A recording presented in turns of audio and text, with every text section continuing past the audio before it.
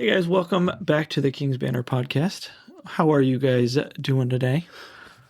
I mean, we're good. Yeah. Me and everyone else watching. I think we're all of you. Yeah, all of us. I was referring to your group of personalities, your pastor personality, your jiu-jitsu personality. You know, that's an interesting thought.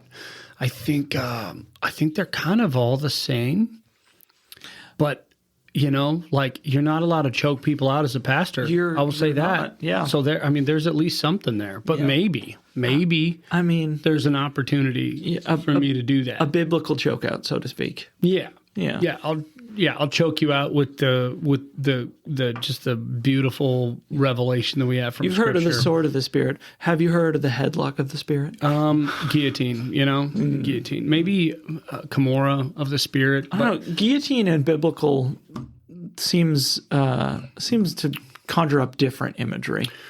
Like, I'm not exactly. I'm hearing Holy Grail in the back of my head. No one expects the Spanish Inquisition. Yeah, I'm so sorry. All right, what are we talking about? So I wanted to I was thinking about, you remember, I don't know if you went to a church like this, but I went to a church that was small enough that I feel like every other week, every month, we were having and it's awkward potluck afternoon after church. And right now with the church, we're doing meals every time, but it feels like it's directed. It feels like it's different, and it's not that awkward. Part of it is that potlucks are just sketch. If you're not the first person in line, bro, you don't want those. There's going to be 3 good dishes from those couple people to know what they're doing. You know? And even those 3 dishes were made at best the morning before church and have been sitting for probably 2 hours. Yeah. Mm-hmm. They brought them to church and they're like, just let it, de-thaw on the counter, and it could all go south. So, But what about potlucks? Well, so I was thinking about it, the difference between sitting down to a potluck and just being there for food, and what's the purpose of it? The purpose is to get the church together and talk and engage with people and I know what we're doing Sunday afternoons is we're trying to drive that engagement. We're trying to drive building relationships and things. And I wanted to talk about, because we talk about in our values covenant community, and all right, what is that, and what does that look like, and are we doing that? Yeah, and I wrestled over those words, covenant community, because it sounds so culty. Covenant, you know what I mean? Come join our covenant. It sounds so culty, man. I thought about covenant fellowship, and I hate the word fellowship because it's this 90s word that can mean a million things. I thought about covenant gathering, but I was gathering sounds like Magic the Gathering. I don't want to do that. I was really trying to think about it. And the problem is that words get hijacked by lots of people and become things even the word community for me makes me think of a senior living facility. Ooh, you know what I mean? Yeah. Or come join a the home Shady for Oaks crazy community. People. Yeah, community just sounds it's a trap. It's a prison. Yeah, that's what it is. But we all pretend to be happy together. Yeah. It drives me crazy. But it is an important thing, man. I mean, you see, especially in the New Testament, I mean, all throughout the Bible, there's a massive picture of the table eating together. I mean, it begins that one of the first covenants with Abraham is, a picture of a table. And then you get with, Moses, and it's a table. And I mean, all the way out through Scripture, you see this picture of the table being set. And at the end of the story is a massive feast and the wedding supper of the Lamb, which is going to be food. Yeah. Which I'm pretty freaking pumped about. All right. No way. Really? My son asked me this the other day. He's like, why does God call himself food so much, Dad? I was sitting on the couch with my son, and he's like, it's a weird thing. He's like, because he's bread and he's water, and he's trying to understand. And I'm sitting there yeah, I mean, that's fair. Food itself is a weird thing if you think about it. I put it in the same category as oh, this sounds terrible, but using the restroom. Yeah, it's just it's a very frustrating ongoing thing that you have to do or you will die. Yeah, and sleep is also in this category. Why do we have to do these things? Because ultimately all of them reflect our need for God, our need, like there's typological significance to everything that we do in life, which is kind of hilarious. But in Acts 2 especially, it talks about them meeting together, breaking bread in each other's houses, having everything in common, supporting each other. In Hebrews 13, Hebrews chapter 10, it tells us to not neglect meeting together as some are in the habit of doing. You see, obviously, the Last Supper is a table. So much of life together as Christians is spent in this picture of being in covenant with people and covenant with God, or maybe better said, in covenant with God with other people who are also in covenant with him. And the frustrating thing about church is that there's other people there, you know, like that's the reality is it's the body of Christ. We all come together. And when you get together with a bunch of people, man, you don't pick the people at your church. God does.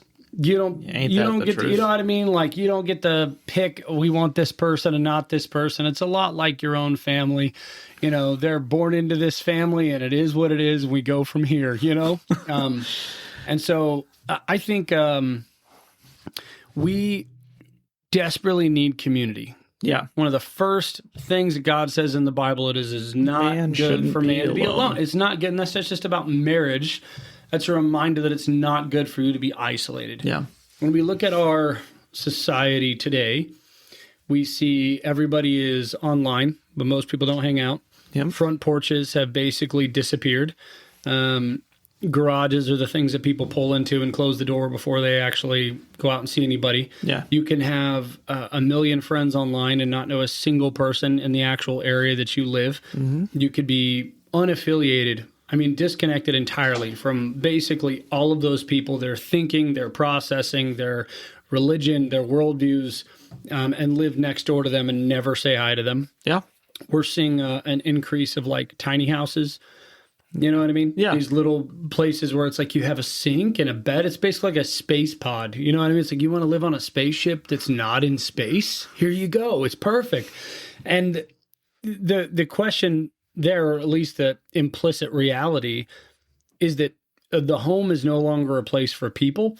It's a place for you. And online is a place for people. And we see anxiety skyrocketing, depression skyrocketing. You know, stuff is not healthy and not as it should be in so many different ways. And nobody, at least I'm not seeing a lot of people connected to the need we actually have for real people, real conversation, getting together with other people, like sharing meals, talking, and it creates a superficiality. Everybody's online. Everybody's posting the perfect version of themselves or whatever version of themselves they want people to see. Even things as intimate as sex are now like it's OnlyFans, it's pornography, it's online dating relationships, swipe left or swipe right. Yeah. Some people are punting on people altogether and are just like, I'll just have an AI girlfriend or an AI boyfriend. I saw 1 in 10 men now have an AI girlfriend.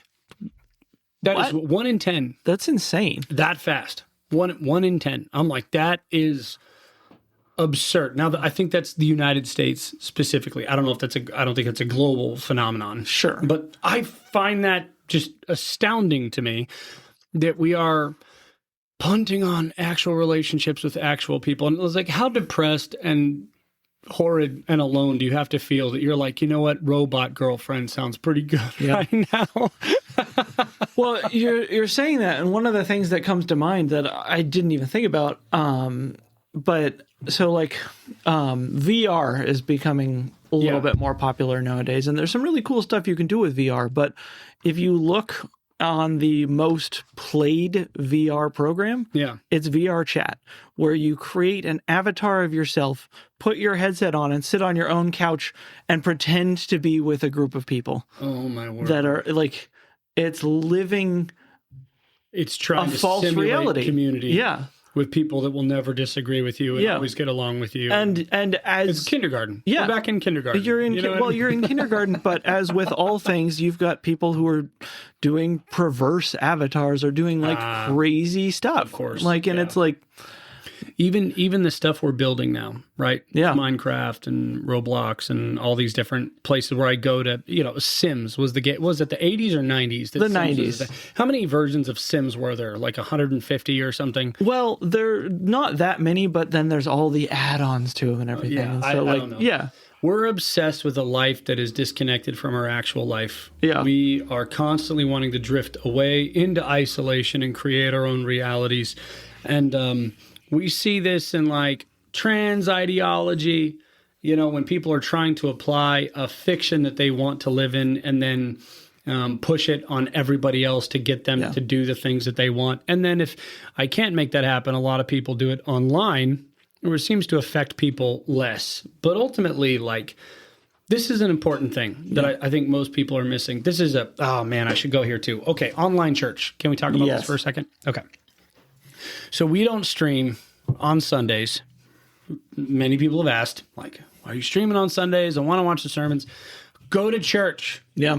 Be around people. Listen, whoever you are, if you are listening to this and you are not going to church on Sunday, for the love of all that is good, turn off the sermons, turn off the podcast, just go to church on Sunday, be with humans, touch grass, right? I think that's what the kids are saying. Yeah. But there's this tendency to just want to do everything online and miss the actual fellowship. And a lot of people are like, oh, no, listen, you are robbing the rest of the world and the community around you from the gifts, abilities, wisdom, all the things that God has given you. You are robbing those people. You're not using what God has given you to help be a part of the body. You're pretending to be a part of the body. You're not a part of the body. I don't know what to tell you. Like, Paul was never like, it is what it is. And if you can't get together or go share with other people or talk to other people, it's fine. If I cut off my pinky and throw it in a box and it's not part of my body He anymore. was writing letters to people and sending emissaries when he absolutely couldn't be there. Yeah. And in all of his letters, he's like, I want to be there so badly. I want to come hang out. I want to be a part of what we're doing. And I feel like what we don't notice in Paul's writing that is totally counterintuitive for, I think, our world today is how badly and how much he loved the people that he was with. I don't even think we have like the ability to understand some of those things because we have such a desire to be distant from and separate from and away from, because people mean trouble, people mean mess, people mean difficulty. And he wasn't running away from that. He was running straight into it. Yeah. And we see this in, it's global, but even part of the American dream tends to be my dog, my land, my house, my family, and my separation from everybody else around me, And it's like, okay, if it's not good for men to be alone, what are you doing out here? Yeah. But, or some people are like, I'm going to live off the grid. I find my peace with God. When I go up to the mountains or I spend time there, that's my church. That's my cathedral. That's where I go. I'm like, cool. So away from everyone is where you find peace. And I'd be like, all right, like Jesus went up to pray, and then he would come down and minister to people and immediately engage in what's going on. If you're saying the time that I spend with God and where I feel connected to the body of Christ is with alone, like by myself, just me and Jesus, well, I think you're missing the whole part of the second commandment. Yeah. Or the second table of the law. First 4 laws of the 10 commandments are all about our love for God and how we do that. Next 6 are all about how that applies to with people. Everybody else. Yeah. And so I think, we started talking about potlucks. The goal is to put people together and help people grow together, families to grow together, lives to grow together, people who have different gifts and different abilities coming together, helping each other, encouraging each other, making up where one person is lacking or another person is hurting. The older I get, the more I realize I'm not good at certain things. And I know the things that I am good at. And if you don't know the people that are around you, man, you're like, I don't know how people do it. I mean, I guess that's why they're reading self-help books. I don't need somebody else's book. I'll help myself, right? While I update myself on Facebook and Instagram and TikTok and whatever else and tell everybody my life is fine. I had my water main break in my backyard a couple weeks ago. You walk out, you know what I mean? You push the ground and it pushes back. You know what I'm saying? Like it was a water bed. Thank God I know a genius person who I just called, and I was like, you got to help me. Buddy, help. You know what I mean? He's like, I'll be right there. He's like, I have the part actually with me right now. I'm like, why? Why do you have that part with you? Like, why is that? I know who you're talking about. He just has it. He's just ready to go. Jumped in and chased it down and got it fixed. But I was thinking, like, man, how good is it when the church actually functions the way that it's supposed to? Mm-hmm. And our avoidance of people and desire to be away from people, I think, is just straight demonic, man. Yeah. We want to maintain some kind of selective sovereignty over our psychological comfort, our social comfort, maybe is the best way to put it. And the Bible is constantly telling us to deal with other people. And when you deal with other people, you're actually going to end up dealing with your own sin stuff. And when you deal with your own sin stuff, then you're actually better off and ready to equip and pour into more people. The whole portion of Ephesians chapter 4, God gave the apostles, prophets, evangelists, preachers, and teachers for the equipping of saints for the work of ministry. And then he goes into this entire thing about doing unity and life together until we all attain to the unity and the stature that belongs to the fullness of Christ, that maturity that comes with that. And it's like, you don't get that outside of community. No. You know? So when we say community, what we're actually trying to communicate is people who are being intentional about being around other people who are in covenant with God. Yeah. Covenant community. I'm not saying community for community's sake, because honestly, what's the point if you're not running the same direction? What's the point if you're not trying to achieve the same things? And I would actually say some community is not good at all to be in, and you should exit that community because there's a lot of places that you can find community. I think about the classic sitcom Cheers. You get all these people coming to that bar, a place where everybody knows your name and is going to just let you continue to be a drunk the rest of your life. You just affirm each other's sin, right? Yeah. Well, and I think sometimes, man, I want to be careful about this, but like, so let's talk about the LGBTQ community for a second, okay? The Gestapo? Yeah, the Gestapo. They will be the first to welcome somebody in. Sure. I would say they are great at welcoming somebody in, helping them feel loved. They will affirm you in your sin problems and patterns and whatever else and tell you it's great, and like sin loves company, right? Yeah. I think there's a world of people who are looking for community.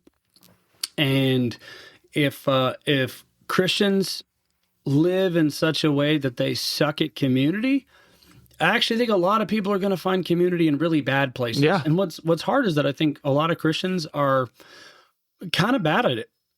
You know what I mean? Yeah. Like not all of them. There's a lot of people I think that are great at this, that are good at opening their homes and meeting with people and talking with people. But I would just challenge somebody, like if you're going to church on a Sunday and you can't remember the last time you met somebody new, gave them your number and grabbed coffee with them, what are you doing? Yeah. Like you can watch a great sermon online or read a great sermon in a book. The point is for the community of faith to come around the teaching and that to inspire how we then walk those things out with the people that we're with. Yeah. You know what I mean? Like, let's actually do this together. Yeah. Let's walk together. Let's, I don't know, make disciples or something. It shouldn't be super complicated, but I will say it reveals all your sin. Like, people are not a problem. They're just revealing your sin. You know, just embrace that for a second and then grow. Like get better. Don't hide. How does it go? One of the lines you said when, you know, people talk bad about you, don't worry, you're much worse than they think you are. Yeah, Spurgeon. Yeah. If any man speaks ill of you, don't be upset with him. You're far worse than he thinks you to be. Yeah. Yeah, that's exactly right. We can be hurt by people too, but if you keep in mind, man, we suck. This is how we grow. Yeah. This is how we get better. Yeah. And so many people, what happens when you get hurt or frustrated? Like, let's just talk about church hurt for a second. Yeah. Somebody pisses you off. Something happened that wasn't supposed to happen or didn't happen that was supposed to happen. And suddenly you feel totally vindicated and hiding. Yeah. And it's like, okay, is this a healthy response? No, but I feel vindicated about it. Yeah. Cool, bro. All right. Well, how about you I don't want to feel that pain again. And look, I don't want to be a jerk. Some really shady things have happened. Yeah. If you need to find another covenant community that loves Jesus and is getting after it and grow there, that's totally fine. But what you don't do is isolate yourself. Yeah. Don't be the person who drops back and says, I did church once, that didn't go well. If you read the Bible, there's some crazy stuff happening. Yeah. all the time. Yeah. Jesus never is like, all right, I'm out. I can't deal with you guys anymore. Yeah. I mean, if you want to say that was the ascension, maybe, you know what I mean? But he did die first, in all fairness. He died first, and then he said, I will be with you always. I will be with you to the end of the age. Yeah. There you have it. Yeah. He's like, yeah. I just think when we talk about covenant community, we're not talking about now we drink the Kool-Aid. Yeah. We're not talking about the let's talk weird, about that a bit. Like, obsessive- how can you do it badly the other direction? Yeah, the other direction is where there's so many. How do I say this? There's a false piety involved, where the goal is not we want to grow and help other people grow. It's if you haven't attained this standard or you're not maintaining this facade, you're out. Which is kind of what the Pharisees had created. Yeah. Was a giant standard that nobody could attain to. And they were constantly stacking rules on people's shoulders, and it became more of a pecking order for who could pretend the best rather than who was actually growing. And when you do that, you just suck all the air right out of the room, man. Yeah. It becomes a place where everybody is a faker and nobody is actually getting help. And it's a super legalistic environment. And this is where, man, I've watched people who are really trying and want to grow just get destroyed at a table because they prayed the wrong way. They used a swear word. You know what I mean? And the whole table goes ice cold on them or treats them like they're an absolute piece of dog crap. You know what I mean? Like I've watched stuff happen. I've heard horror stories of these things. And look, those people need to grow. All of us need to grow. All of us are working towards a standard. But I would say this, and this is important, that what is preached from the pulpit is not the standard that is achieved in the seats. Yeah. Like they're different things. Like we're all under the authority of God. We're going to preach the authority of God. We're going to fight for this together. We're going to hold each other accountable. We're also going to stumble and make a lot of mistakes. Yeah. Well, and to your point about stumbling and making mistakes, my wife recently, just the past couple of days, told me a story. Well, she literally stumbled, for the record, and hurt her hip or something. Yeah, Okay, well, she did do that. I was Yeah. like, oh, wait, where are we going? Not that. No, so we were talking about. She had just listened to our last episode about biblical anthropology. Yeah. And she had said, one of the things that can happen is people who already know these things. Like she was appreciating that we had gone through it. Yeah. Because she's like, I just hadn't really thought about it. I didn't know. And she had in a church setting a while back, somebody had said, the trichotomy of the body, soul, spirit and all that. And she's like, well, aren't soul and spirit just the same thing? And not trying to do anything. You're just getting murdered immediately. But immediately it was like, oh, you're a heretic. Yeah, and it's like, she's like, and it shut her down. And it's like, so... I used to do this. I'm not going to lie. I used to be like Bible Answer Man. I'm not that guy. There's a place for Bible Answer Man, but it's not in the conversation session. Yeah. That's one thing. Yeah. But if you can be in a small group and man, you can crush anybody that says something the wrong way, doesn't understand the full concept. Yeah. I can't tell you how many times somebody has said where two or more are gathered in their prayer. And I just want to lose my mind. That whole portion of scripture is about church discipline. Every time somebody says we're two or more gathered, I'm asking the question, who are we kicking out of the fellowship? What happened? But these things get set and you'll walk past them. I can't imagine how many times Jesus just didn't say anything when the disciple said something really stupid. Yeah. We have a couple of times that he's like, you're being an idiot. Yeah. You know what I mean? You sons of thunder. You don't know what spirit you're from. Yeah, exactly. That kind of mentality. But you're telling me 12 rugged idiots who really didn't cut it, most of them, at least in, from different places in Jerusalem or Galilee or that area. You telling me that they were just nailing it all the time? Yeah. Either they were silent or they were making mistakes. Those were the two modes, except for Peter, who accidentally got it right a couple of times. You know what I mean? I think that's probably more what the church looks like. Yeah. And I think I brought this up before, but Jacob wrestled with God. Yeah. Right? He wrestles with God. God dislocates his leg or jacks up his leg in a way where the ligament's not right. And it says he walks with a limp. Mm-hmm. And we're supposed to be a picture, he's the patriarch. He literally is named Israel. The church is the chosen people of God are Israel. That's a whole other conversation for another time. Yep. But I want us to understand that the church has a limp because our tendency is to run. Jacob's tendency was to run from his problems. That's what he did. Yeah. He stole his brother's birthright, and he's out like he's kind of a coward. That's kind of who he is. His name Jacob literally means like liar, usurper. Like he's not as masculine and awesome as Esau is, and he's just kind of trying to make it work. Even the stuff that he does with Laban, if you guys read this story, he's like finding ways to scheme and make it work for him. And God's like, you know what? You're done doing that. You're done running. Yeah. You're done doing the thing that you've been doing. And so he walks with a limp the rest of his life. Yeah, it's funny, that imagery of walking with a limp, because we try and run, and God is the Lion of Judah. Yeah. The lion goes after the gazelle with the limp. Absolutely. So, you got the limp. Yeah, you're going down. I say this because I think sometimes we look at the church and we're like, how are we ever going to get where God called us to go? How in the world is he going to bring about everything that he said he would bring about through the church, which is just limping we're just going to along. And it's like, in his sovereignty and goodness, he uses the foolish things of the world to shame the wise. Yeah. Like, yep, church has a limp. It's not perfect. If the church hurt you, I want you to know Jesus didn't hurt you. People who are part of this thing can be problematic and frustrating and irritating. Yeah. It's never an excuse to say I'm not going to go or be a part of this community or fellowship anymore. It's an opportunity to grow. Yeah. It's an opportunity to learn. It's an opportunity for other people to learn. But if you don't hang out with other people, I'm just telling you point blank, you don't get better. Yeah. You don't grow. Nothing cool is happening in your life apart from the grace of God and the ministry of the other believers in your life. And if you think there's like an asterisk in the Bible with your name on it where you can look later and it says, oh, this doesn't apply to me because this and this happened, you're just flat out wrong. Yeah. And don't get swayed by this culture that is constantly putting people in this false reality where we avoid people constantly because I've been hurt before, and now that's, oh man. And I could get into how like the word abuse gets thrown around so quickly now too. Yeah, they were abusive at this emotional abuse. Like, dude, I cannot biblical.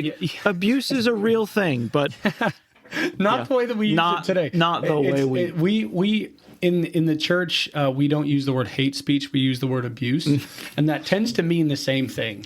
You know what I mean? It's like it's the same language in Christian circles that's acceptable. I was just. They were spiritually abusive or whatever. And usually that means like I just didn't like what they said or the way that they said it. They weren't empathizing with me in that moment. Yeah. They probably weren't. Yeah. They may not have done a great job. Yeah. That's what it's like to be around other people. Yeah. One of my favorite quotes in the entire Bible, I think it's Matthew 17. It might be verse 17 actually as well. But Jesus literally says, how much longer will I have to be with you, you wicked and perverse generation? Yeah. Which is just like one of these reminders that even Jesus was like, I'm kind of sick of you guys. I'm kind of over it right now. Yeah. And then he says, because they're coming to him saying we couldn't cast this demon out of this boy. It's not working. We did it with all the others. It worked. And he says, bring the boy to me.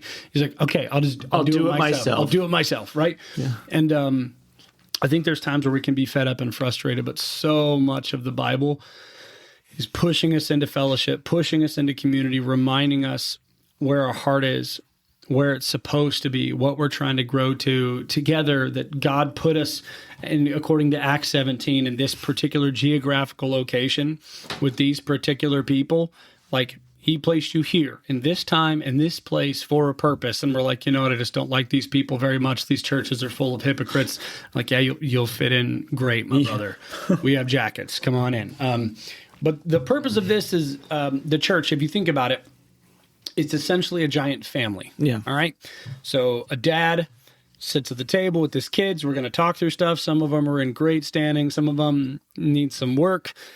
Sometimes there's a little tension in the room. Sometimes it's totally fine and we're having a good time. Sometimes it's the time to be serious and we're having a deeper conversation. Sometimes a kid is laughing so hard that there's water coming out of his nose and the rest of us can laugh together. No matter what, this is happening. Yeah. And the Bible tells us the church is like a household, because you can't be an elder unless you can manage your own household. Mm-hmm. Because he says, how will then he manage the household of God? Which means that a pastor is supposed to be like a father that is overseeing a larger household made up of households. Yeah. So when we get together and we're doing a meal, the goal is like, we're being a family. Yeah. You know what I know about families today? Most people hate their family. Most people have been incentivized and encouraged by the whole world around them that families are generally a bad thing. Yeah. And full of trauma. Yeah. And you should just do everything that you can to avoid those darn pesky families. You know what I mean? It's like also they're the bedrock of community. So there's that. It is wild. Of the things that are socially acceptable to just completely bash on are families, and like somebody saying, "Oh, I've got a mom like this." You know what it's like. It's like, "Oh yeah, those are the and just tearing apart your family. Like, oh well, my sister is one of those," and like, Yeah. Well, and it's socially acceptable. Us. Yeah, it marks us. And I'm not saying there's not damage from families and crazy stuff that happens. There is. My point is that the goal with covenant community, churches, fellowshipping together, getting after it, is that we're growing and running towards Christ together in that process. It's not without meaning. Yeah. It's not without purpose. It's like family. We're growing together. We're getting better together. And we're choosing this because we know that this is better. And this is what Christ chose. Yeah. And this is what he has called us to. And some people think that, like, you know, I can be part of the body of Christ. I'm a finger. I'm just severed and bleeding out over in the corner. It's like you're not actually part of the body. You're just dead. Yeah. That's what that is. Either you get connected back soon or you're a zombie. You're gross. Yeah. You know, give your life to Christ. Get it together.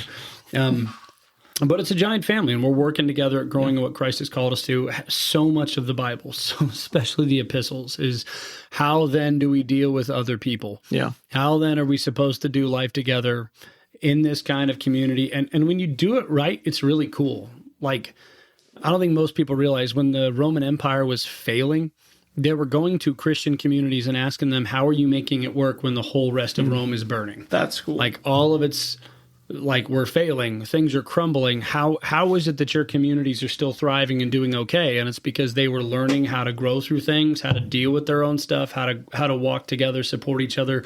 And they had these little economies that were working within what they were doing to help support them through the difficulty of what was going on. Yeah. And I think sometimes the nation that you're in honors God, loves Jesus, is getting after it. Sometimes it's going to be more like Noah with his family on the ark, and you're learning how to survive and make it through the crazy times by building something that can survive the storm and making it out to the other side where you can rebuild and do something new. I wrote a book about this, actually. It's not published yet, but later on, it'll be awesome. Okay. We'll at some point. That's probably way down the line, but you heard it here first, okay?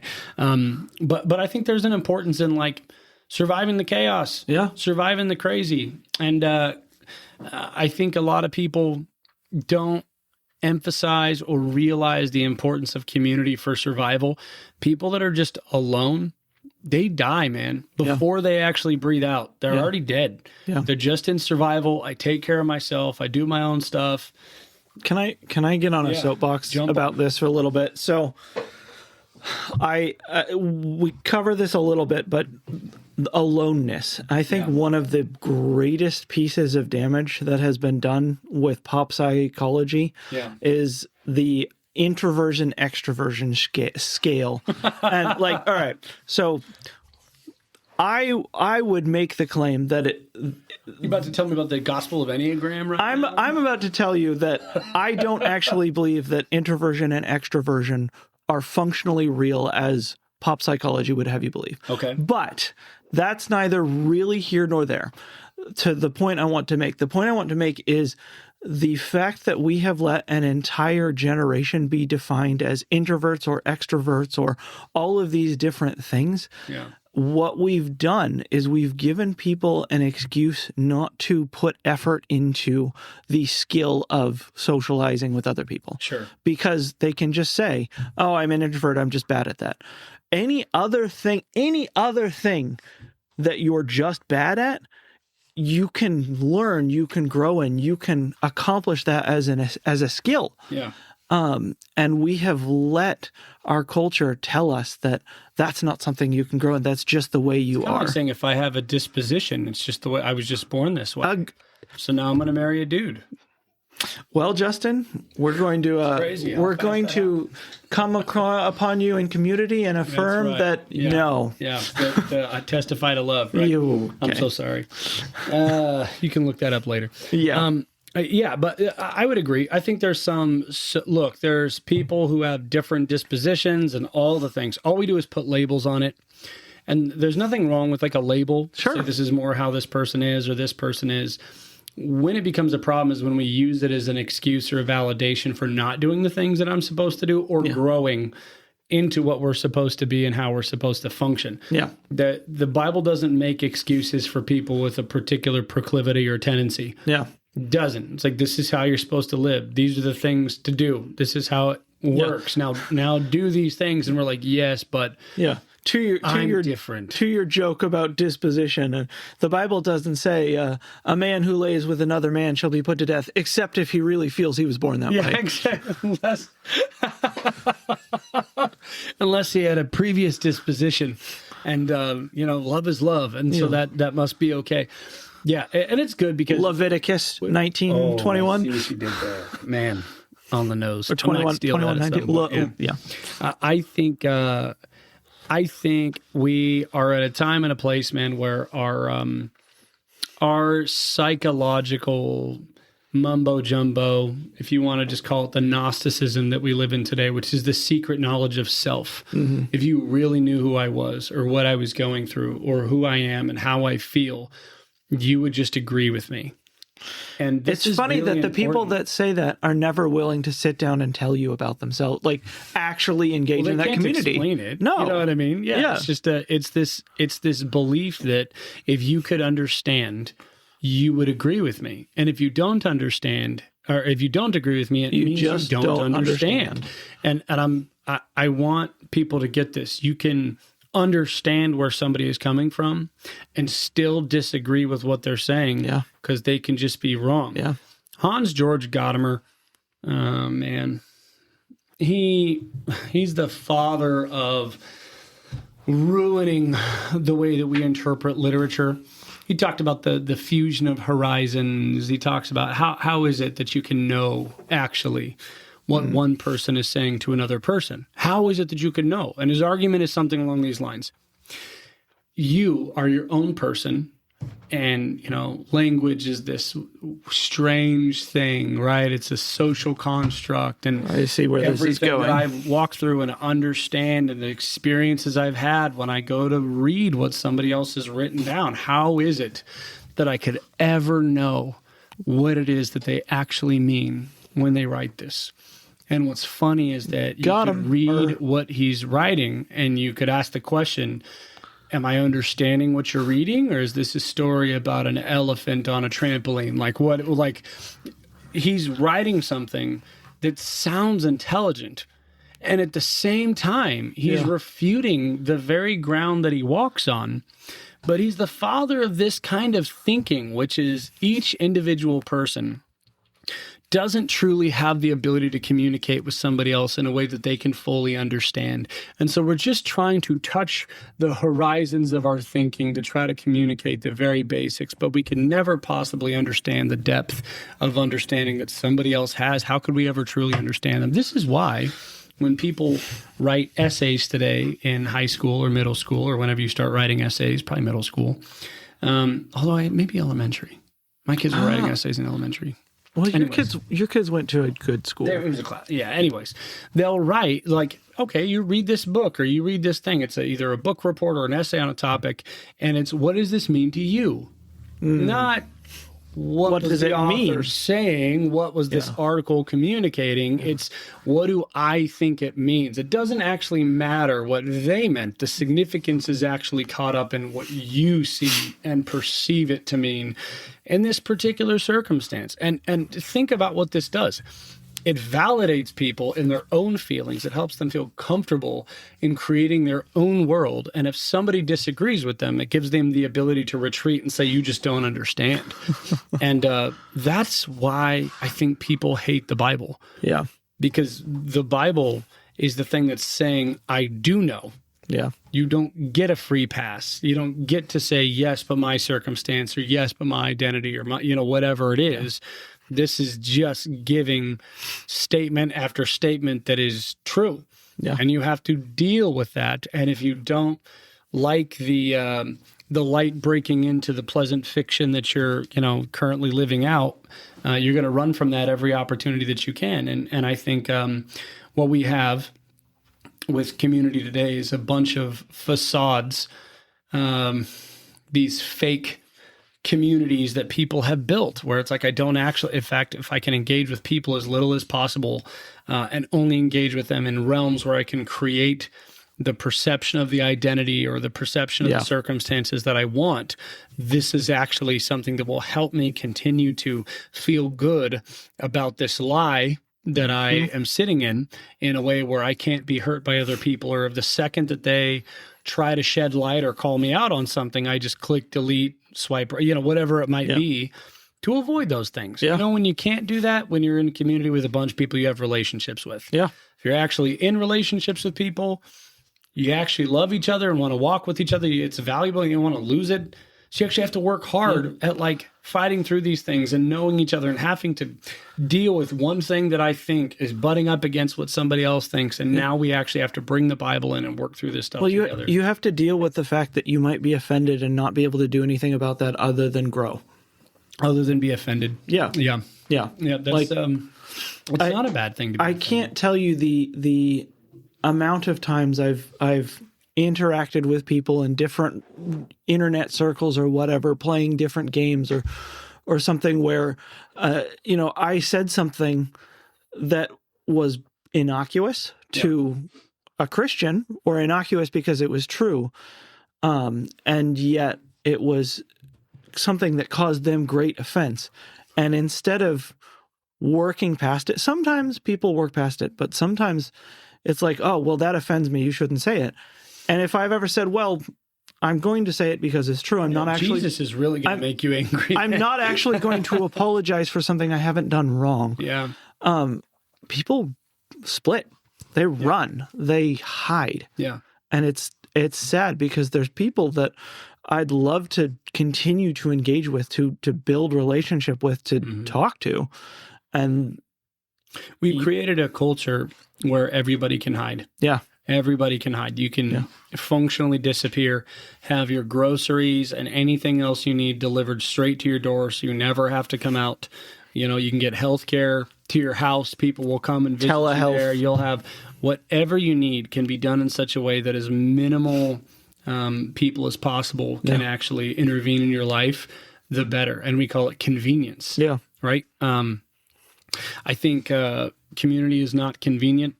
Growth is not expedient. Yeah.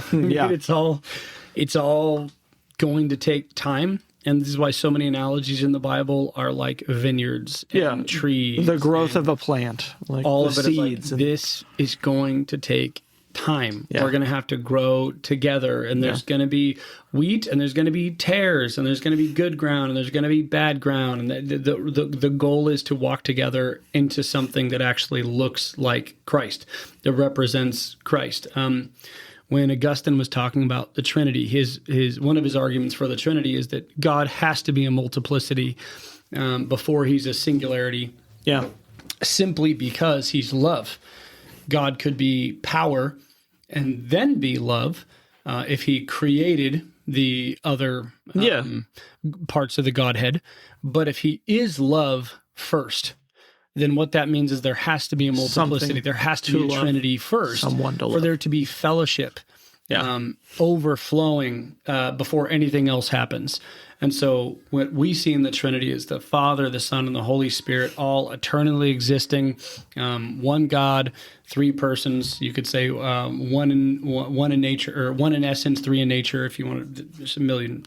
There's a million different ways to try and say it. Go back to my Trinity. Yeah, there's a million ways to say it, and no way to actually understand it this side of heaven.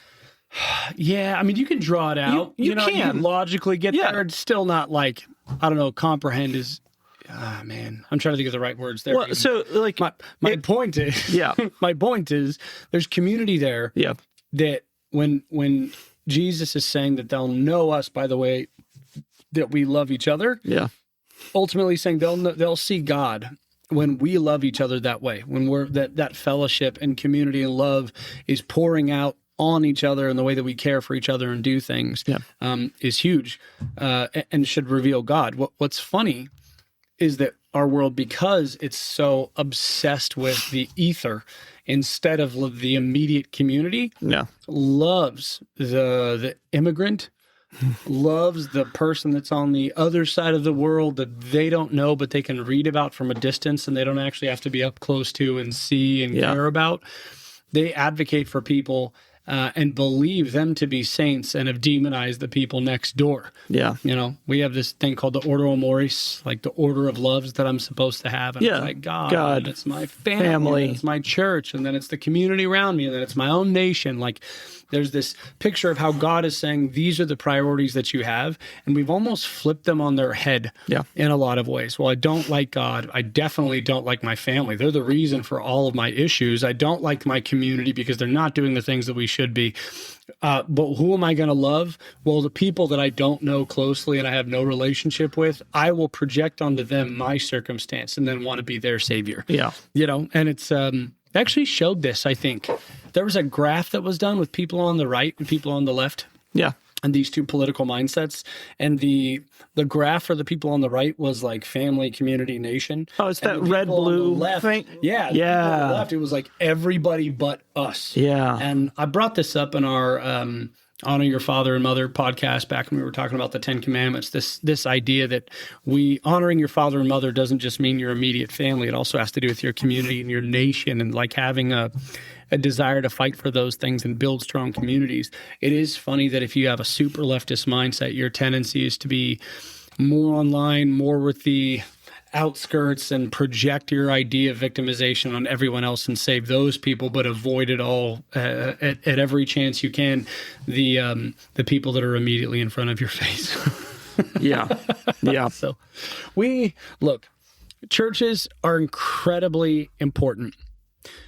When I say churches, I don't mean just an event. Yeah. I mean people meeting people under godly teaching, the love of Jesus, growing together in fellowship community, carrying each other's burdens, helping each other grow, whether we like how that feels or not, and sticking with it. Yeah. Like membership is this thing that a lot of people struggle with, but ultimately it's this thing where it's saying, okay, I'm going to stick with these people. Yeah.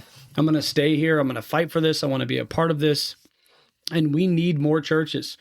We need more godly churches that are doing this and getting people together. And the rates of like suicide and depression freaking plummet when people are actually engaged with other people at churches, in their Bible, praying together, doing life. These things, most of these psychological illnesses and wellness stuff that we're dealing with on a massive scale in our country today evaporate when people are just doing the stuff that the Bible said from the beginning to do. Yeah. And so I say all of this to say those potlucks, as weird and cringe as they may have been at some point, actually are a better attempt than anything that we're putting together today. In the same way that marriage, as much as it is fired at by people, and they talk about this and talk about that, is far better than any of the stuff that people are putting together today. The Bible has been right every single time and will continue to be right every single time. And if it's not working, you're the problem, not the Bible. Yep. So that's for free. You're welcome. All right. Well, I hope this helps make some sense. And if some of you guys are stuck and frustrated by this, man, send in some questions, send in some thoughts. We'd love to hear from you. And man, if we can answer those things and help you guys get to a healthy place and get into some community, we'd love to do it. Yeah. So right on. All right. Have a good week, everybody. Thanks, guys.